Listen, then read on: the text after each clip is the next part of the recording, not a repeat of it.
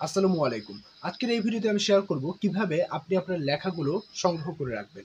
সেটা সংগ্রহ করতে পারেন আপনার মোবাইল ফোনে। হাতে থাকা স্মার্টফোন ব্যবহার করে আপনি দেখতে পারবেন আপনার ফোনে হচ্ছে একটা অ্যাপস আছে সেটার নাম হচ্ছে নোটস বা হচ্ছে কিপ এরকম মেবি বিভিন্ন নামে আছে, হ্যাঁ? এই নামগুলো আপনি যদি ক্লিক করেন, এই যে দেখতে পাচ্ছেন এখানে নোটপ্যাড আছে আমার এই ফোনটায়। নোটপ্যাড নামে লেখা আছে। দেখা যাচ্ছে না, যাই হোক। এই যে নোটপ্যাড নামে আছে। তারপর এখানে টাইটেল আছে এবং হচ্ছে আ নোট সামথিং ডু আপনি যেটা হচ্ছে লিখতে চান সেটা হচ্ছে এখানে লিখতে পারেন। অর্থাৎ আপনি একটা টাইটেল দিয়ে ধরুন আজকে আপনি তারিখটা দিলেন। আজকের তারিখে আপনি কি, কি করলেন সেই তারিখটা এখানে বসিয়ে যে আজকে এত তারিখ, এই তারিখটা বসিয়ে আপনি হচ্ছে আপনার ওই তারিখে কি, কি করেছেন, গুরুত্বপূর্ণ কি, কি? এখন সব তো আর নোটে লিখবেন না। নোটে তো বিশেষ, বিশেষ যে কথাগুলো সেগুলি লিখবেন, তাই না? সেক্ষেত্রে আপনার ওই দিনে অর্থাৎ আজকের দিনের বিশেষ, বিশেষ যা, যা আছে সেগুলো আপনি ওখানে লিখে রাখলেন।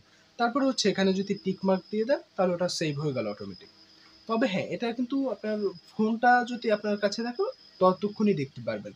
তবে এর ছাড়া এর ব্যতীত আপনি যদি চান আপনার মেইলের সাথে কানেক্ট করতে, সেক্ষেত্রে আমি যে অ্যাপটা ব্যবহার করি সেটা ব্যবহার করতে পারেন। মেবি সেটার নাম হচ্ছে Google Keep। আপনি চাইলে সেটা ব্যবহার করতে পারেন বা Google নোটপ্যাড লিখেও যদি আপনি সার্চ দেন তাহলে পেয়ে যাবেন। অর্থাৎ Google এর একটা যে নোটপ্যাড আছে সেই নোটপ্যাডটা এবং সেটা ব্যবহার করলে লাভ কি?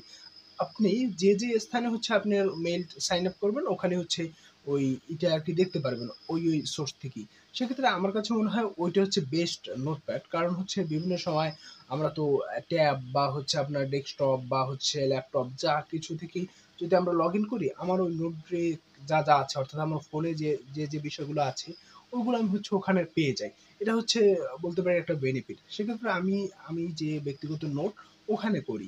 তাছাড়া আপনি Google Docs আছে সেখানেও নোট করতে পারেন। তবে নোট করার জন্য ওই ছোটখাটো যে নোটগুলো আছে সেজন্য মনে হয় ওই কিপই বেটার। আপনিও আপনার লেখাগুলো সংগ্রহ করার জন্য আপনার ফোনের এরকম নোটপ্যাড অথবা Google নোটপ্যাড ব্যবহার করতে পারেন। যেটা আপনার কাছে ভালো লাগে সেটা ব্যবহার করে বিভিন্ন লেখা সংগ্রহ করতে পারেন।